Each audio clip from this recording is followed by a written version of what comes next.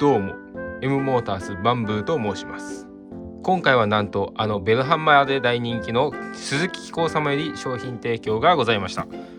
ベルハンマー、鈴木紀行株式会社様ですね。正直ベルハンマーという名前は聞いたことあるくらいの認識でした。今回いじめても構わないということでしたので、ちょっと意地悪しちゃいます。この動画を再生しているということは買うかどうか悩んでますよね。この動画を見てもらうと自分に本当にベルハンマーが必要かどうかわかります。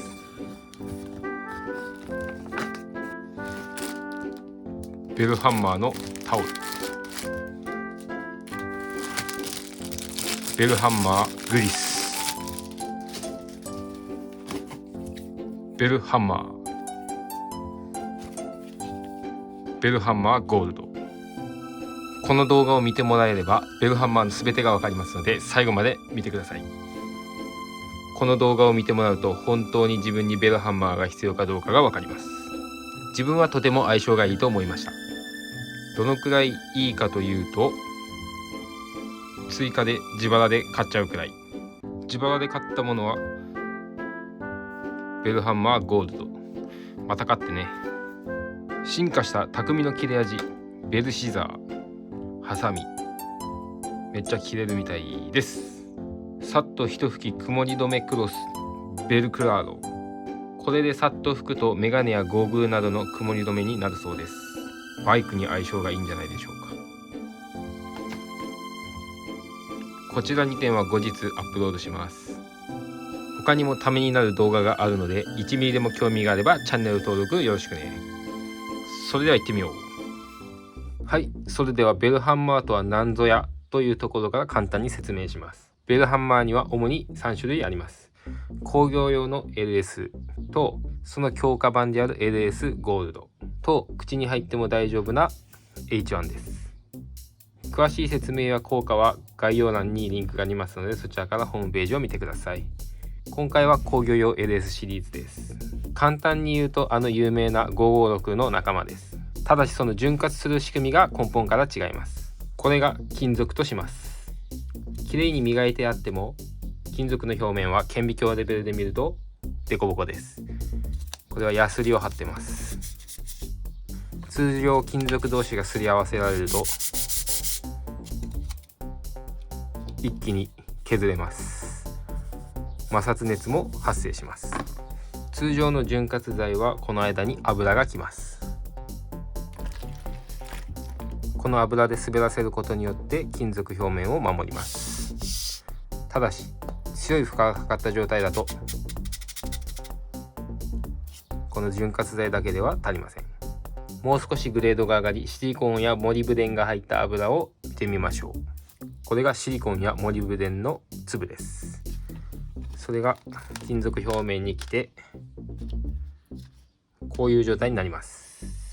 この間にある粒が転がることによって滑りを良くします。そのため力がかかった状態でも滑りはいいです。しかしこれでも雨ざらしなので油分が流れてしまうと元に戻ってしまいます。今度はベルハンマーです。ベルハンマーは根本から違います。ベルハンマーを塗布した面が擦れると摩擦熱で金属の表面が文字通り変化して摩擦の少ない金属化合物へ変化します。この金属化合物が非常に硬くなります。今回はこの強化ガラスを使います。はい、コーティングされて表面が硬くなった金属です。表面が硬いのでめちゃくちゃ滑ります。これにより表面の摩擦も減って摩耗も抑えられます。しかも油分が流れてもこの表面効果は流れないので潤滑性をある程度維持できます。油分が切れないようにメンテナンスし続ければ元の金属の延命にもつながります。ベルハンマーの主な機能は潤滑、防静、防湿、浸透です。ノーマルのベルハンマーは浸透力重視。ベルハンマーゴールドはさっきの変化のスピードを速くした潤滑重視です。ベルハンマーは進化し続けてます。中の液の進化もそうですけど、このノズル、初期型はプラスチックだったみたいですが、今は金属製に変わってます。金属製だと形をグニッと変えて使えるので使いやすいです。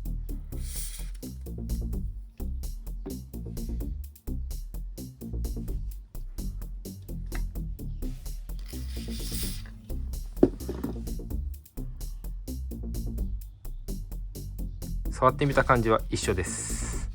この4つについて様々な実験をしてみたいと思います。はい、すぐ効果がわかるであろうベアリングを準備しました。これは使い古しです。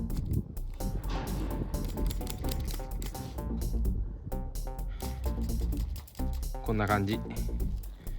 シールタイプでは、まずこのシールを剥がしてきれいに洗いましょう。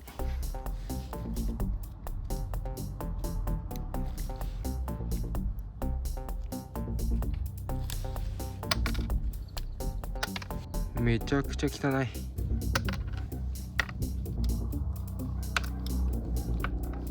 初クリーナーできれいにします。汚ねえの出てきたよ。汚ねえのが。はい、今回分かりやすくするために軸を使います。エントリーナンバー1番、ただの浸透潤滑剤。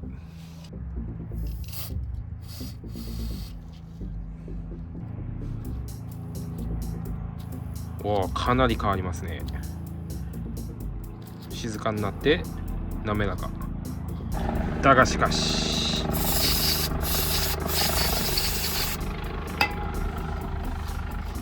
油分が落ちると元通りですね。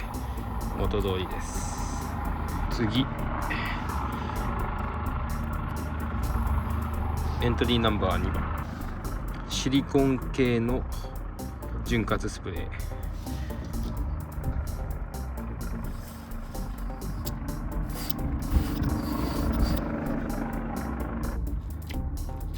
音がほぼ無音になった。回転は浸透潤滑スプレーの方がいいですね。ただこれももちろん流します。はい、元通りです。エントリーナンバー3番、ベルハンマーゴールド。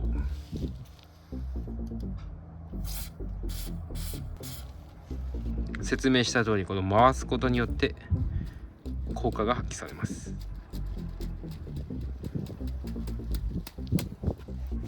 すごい、これもシリコンスプレーと一緒で無音になった。回転具合はやっぱり浸透潤滑スプレーが一番いいですね。はい、流します。他のよりも念入りに流します。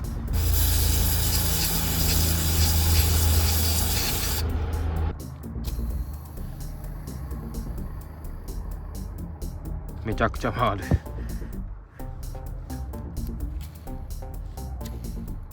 どうですかね。これは潤滑スプレー。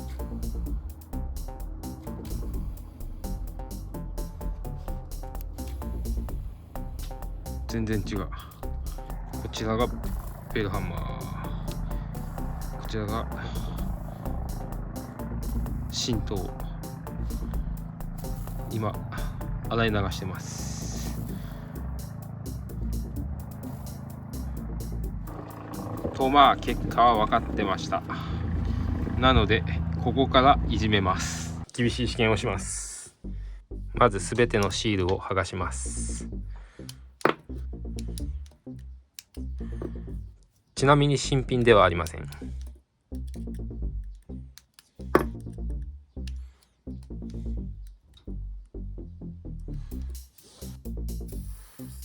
十分回るベアリングです。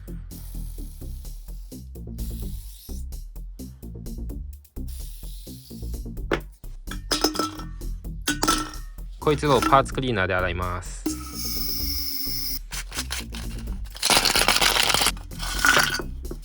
はい、洗いました。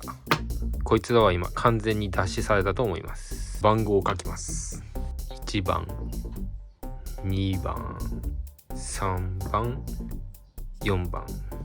ここにも書いておきます。1番、2番、3番、4番。何をするかというと、薬剤をそれぞれにかけて1週間朝と晩1日2回水をかけたいと思います。1番は何もしません。2番はただの浸透潤滑剤です。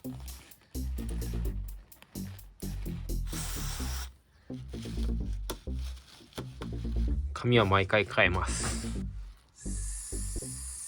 3番シリコン系。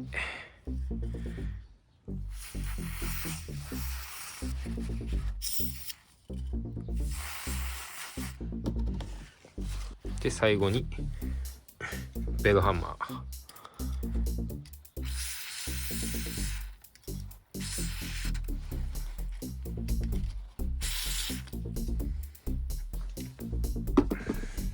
はい、この状態で1日2回朝と晩に水浴びさせたいと思います。ベルハンマーの条件としては塗った後に摩擦熱が必要なので回します。他のベアリングも同じように回しときます。では早速1日目の朝です。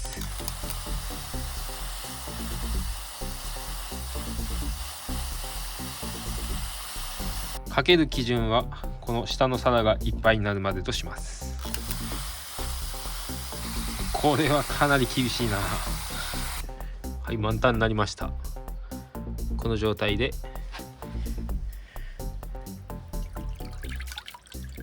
1日2回1週間続けます。はい、4日が経ちました。1番と2番何も塗ってないやつと普通の潤滑剤はサビが出てきてます。3番4番シリコン系とベルハンマーは今のところサビは見えません。1週間が経ちました。正直かなり差があります。では1番から見てみましょう。1番かなり錆びてます。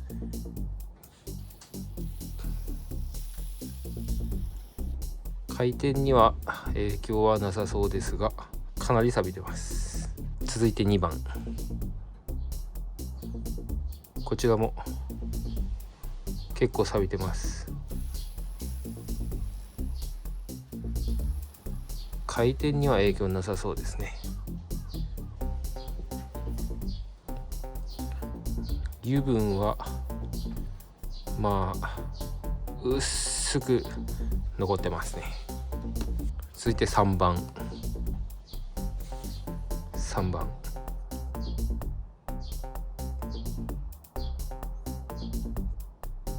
まあ、見た感じ錆びてなさそうです。油分は結構残ってますね。そのせいか回転も抵抗がありますね。では4番、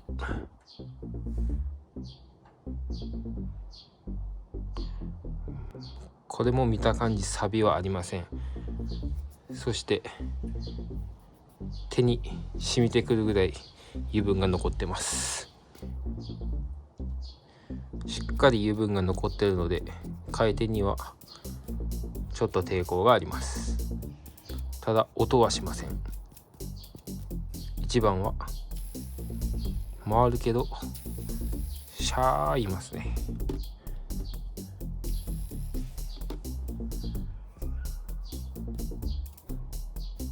想像以上の結果でした。まさかこんなに油分が残っているとは思いませんでした。かなり残ってます。あんだけ水をかけてもこんだけ維持できるって相当すごいと思います。しかも防水性能防湿性能もピカイチです。いじめたかったんですけどなかなかいじめるの難しいですね。正直予想以上のすごい製品です。もう一個性能を試すためにネジを使った実験をやってみたいと思います。次はネジで実験してみたいと思います。ネジをバイスに固定してナットを締めていきます。トルクレンチを使って15ニュートンメーターで締めます。その後こういう風にラインを引いて一旦緩め、それぞれの油を塗ってもう一度15で締めてみたいと思います。その時に元の線よりも深く締まるのかどうかで滑り具合がわかるのではないかと考えました。ボルトには番号を書いておきます。何も塗らないものを1、普通の潤滑剤は2、シリコン系は3、そしてベルハンマーは4。ではまずそれぞれのネジにナットを締めていきます。15ニュートンメートルで締めます。15、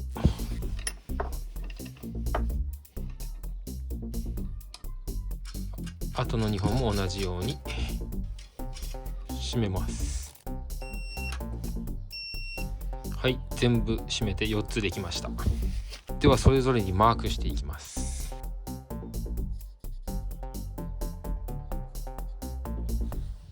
こんな感じで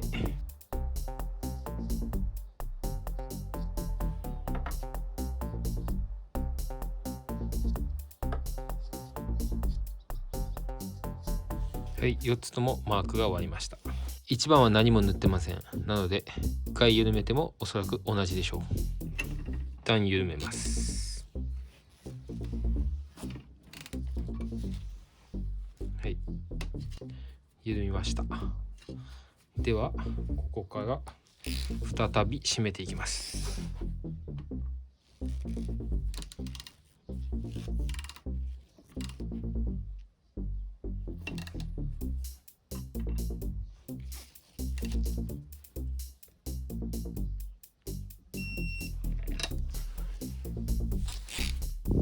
15。もう完璧に一緒ですね。完璧に一緒です。エントリーナンバー2番、ただの浸透潤滑剤。まずは緩めます。はい、緩みました。そしてかけていきます。それからなじませます。そして締めます。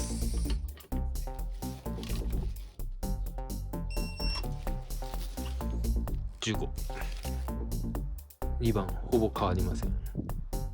次は3番です。まずは緩めます。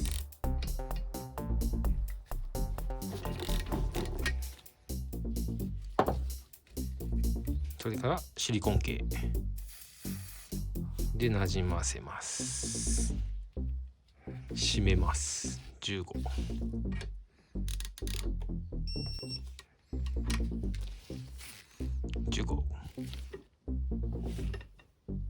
これはちょっとだけしか進んでないですね。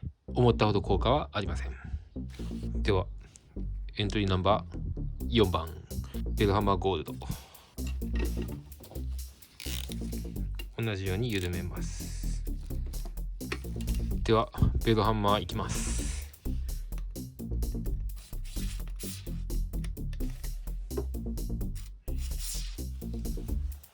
それからなじませます。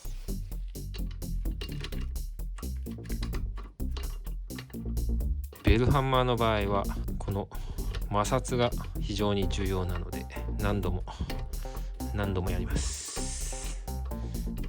よし、参ります。奇跡の潤滑剤は奇跡を起こせるのか。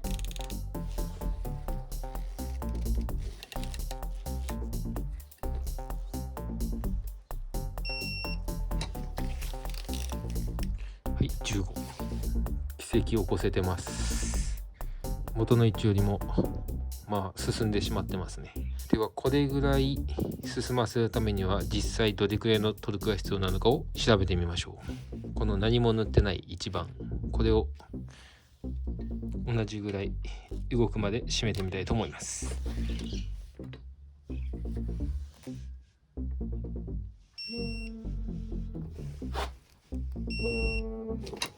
今24ですね。24でもほんのわずかしか進みません。これは異常ですね。おかしい、壊れてます。異常の結果からこのベルハンマーの潤滑性はぶっ壊れてます。締める前のネジには絶対に塗らないでください。はい、ここにクソ錆びついて固まったサスペンションのリンクがあります。めちゃくちゃ叩いても全く動きませんでした。果たしてこれを緩ませることができるのか。ベルハンマーを吹きかけてしばらく様子を見たいと思います。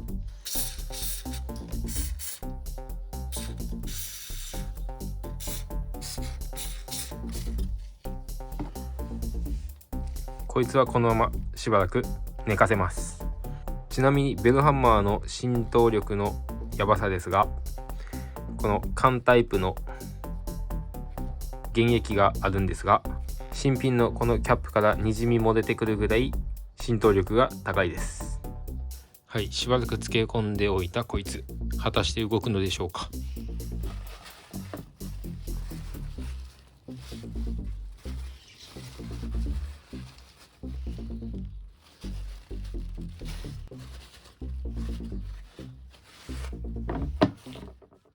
さすがに動きませんが、この部品だけでなくこの入れ物全体にも油が広がってます。すごい浸透力です。最初に吹きかけてから約2週間が経ちました。なんとですね、奇跡が起こりました。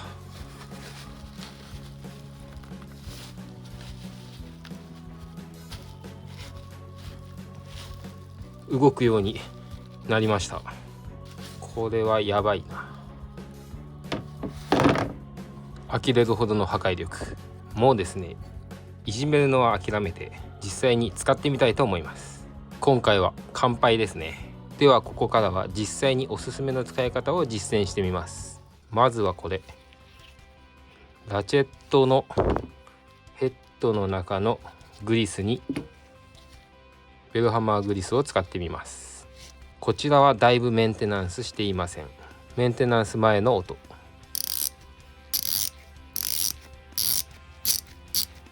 では分解、清掃、グリスアップをやってみます。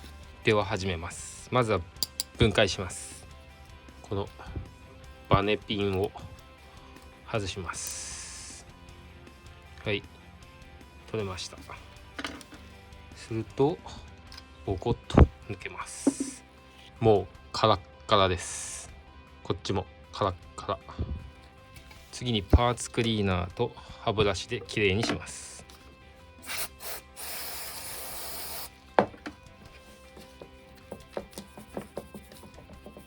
このバネもゴミが溜まりやすいのできれいにします。最後にこの中身もきれいにします。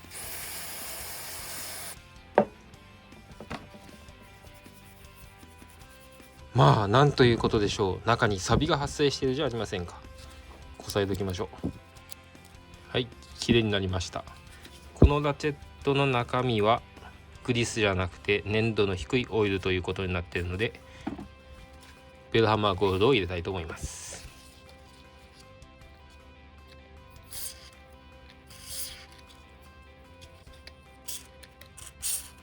こちらにも塗っておきましょう。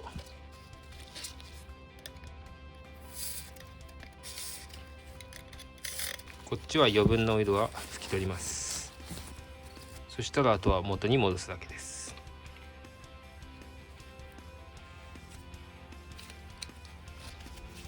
このバネをつけます。はい、つきました。ではなじませます。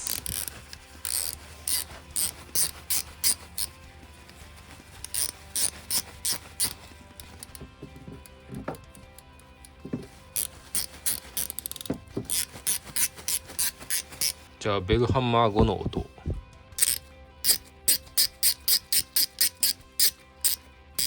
前と後の音を比べてみるので聞いてみてください。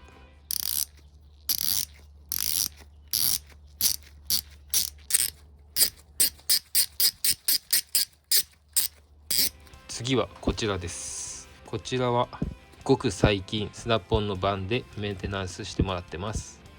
音を聞いてください。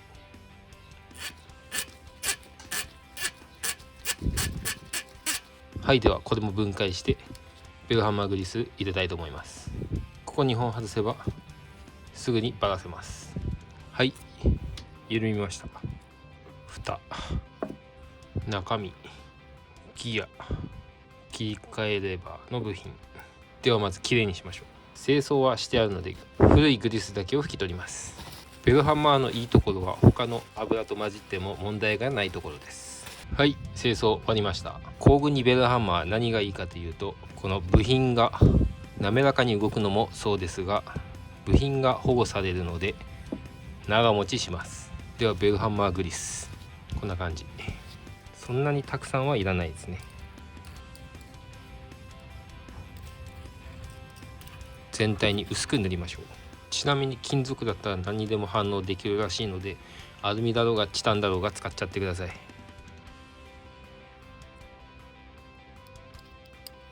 あとこういうゴムシールに対する攻撃性も低いみたいなので思いっきりいっちゃいましょう。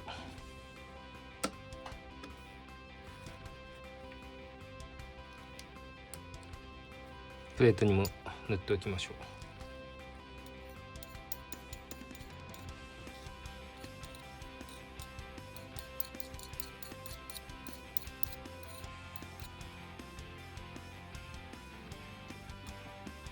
部品を全部入れたらネジを締めます。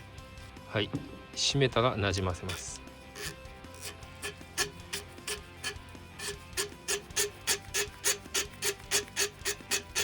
さあ果たして音に違いがあるのでしょうか。聞き比べてください。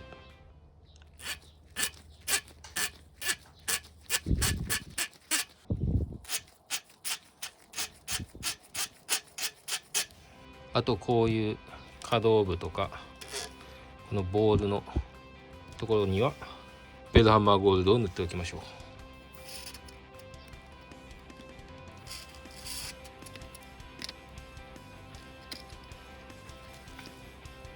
あ、やばい、めっちゃ軽くなる。ということで工具に使ってみました。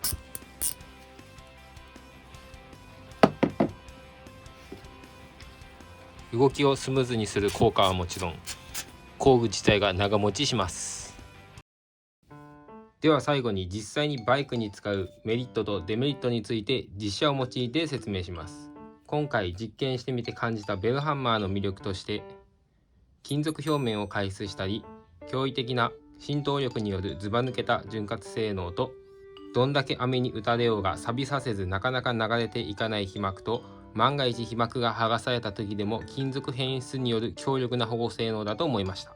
よってライトなユーザーが得られるメリットは、可動部の潤滑、レバーやペダル、スタンドなど動きを良くする使い方や、ゴムやプラスチックへの攻撃性も低いのでサスペンションなんかにはいいですね。